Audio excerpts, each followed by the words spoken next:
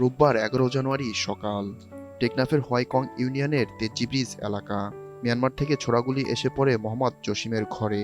এ সময় মাথায় গুলিবিদ্ধ হয় জসিমের শিশুকন্যা হুজাইফা আফনান। সে মারা গিয়েছে এমন খবর ছড়িয়ে পড়লে এলাকায় উত্তেজনা দেখা দেয়। সড়ক অবরোধ করে রাখে স্থানীয়রা। শুধু আমাদের উপর ভরসা রাখেন, বিচার হবে। ঘটনার পরপরই সেনাবাহিনী, বিজিবি, পুলিশ সহ অন্যান্য আইনশৃঙ্খলা বাহিনীর সদস্যরা ঘটনাস্থলে পৌঁছে পরিস্থিতি নিয়ন্ত্রণে আনে। পরে জানা যায় গুলিবিদ্ধ আফনান বেঁচে আছে। তাকে চট্টগ্রাম মেডিকেল কলেজ হাসপাতালে ভর্তি করা হয়েছে। শিশুটির সবশেষ অবস্থা নিয়ে জানান তার চাচা।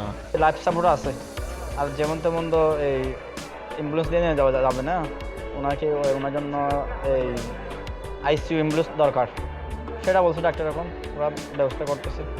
সর্বশেষ পরিস্থিতি বলতেছে যে সিটি স্ক্যান করার পরে আমরা আপডেটার বলতে পারবো, এখন না। আরাকান আর্মি ও রোহিঙ্গা সশস্ত্র গোষ্ঠীর মাঝে গোলাগুলির ঘটনায় গুলিবিদ্ধ হন এক আরসা সদস্য সহ আরও একজন স্থায়ী বাসিন্দা। সীমান্ত এলাকার লোকজন বলছে, সংঘাত মিয়ানমারে হলেও এপারের বাসিন্দারা পড়েছে নিরাপত্তা ঝুঁকিতে।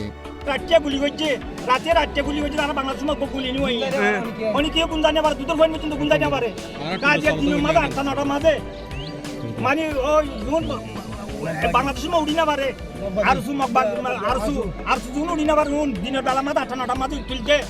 আর কেন আপনি কি মানে কি করছে ফলো করি আর বাদি তার আর বাংলাদেশ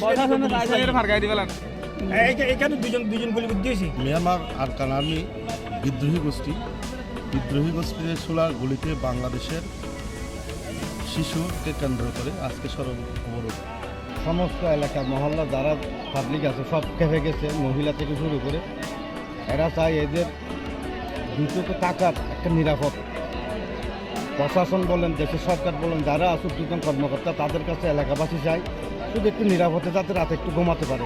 বিজিবির Ramu sector commander colonel Mohiuddin Ahmed জানান, এখন পর্যন্ত ৫৩ জন আটক আছে। এছাড়া সীমান্ত ও সীমান্তের বাসিন্দাদের নিরাপত্তায় বিজিবি কাজ করছে। অপারেশন চলমান আছে, তো অপারেশন শেষ হইলে আপনাদেরকে বলতে পারবো ইনশাআল্লাহ। আজকে আমাদের অপারেশন চলমান, সন্ধ্যার সময় অপারেশন শেষ হওয়ার পরে আমরা একটা প্রেস ব্রিফিং করবো, তখন বিস্তারিত আপনাদেরকে জানাবো। এখন পর্যন্ত কতজন আটক? এখন পর্যন্ত ৫৩ জন। হতাহত আছে?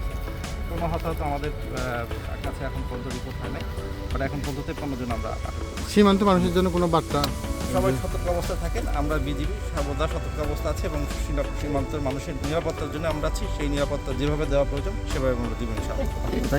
স্থানীয়দের নিরাপত্তার প্রশ্নে সীমান্তে সংঘাতে লিপ্ত সশস্ত্র গোষ্ঠীগুলোকে কঠোর হস্তে দমনের কথা বলছেন রাজনৈতিক নেতৃবৃন্দ। আর নজরে মান কিভাবে ব্যবস্থা করা যায়, ইনের ব্যবস্থা লাই উচ্চ পর্যায়ে পর্যন্ত আরো যোগাযোগ করি ক্যাং করা চাই। সীমান্তের মাঝে এ ধরনের বিচ্ছিন্নতাবাদী হনিকেরা যাতে নরাকি যাতে ফ্রি করে দেয়, ইয়ানোর ব্যাপারেও প্রশাসন বা আর্মি প্রশাসন আর একমত। গেল কয়েকদিন ধরে টেকনাফের হোয়াইকং সীমান্তের ওপারে মিয়ানমারের বিদ্রোহী গোষ্ঠী আরাকান আর্মির সাথে রোহিঙ্গা সশস্ত্র গোষ্ঠীর সংঘর্ষ চলছে।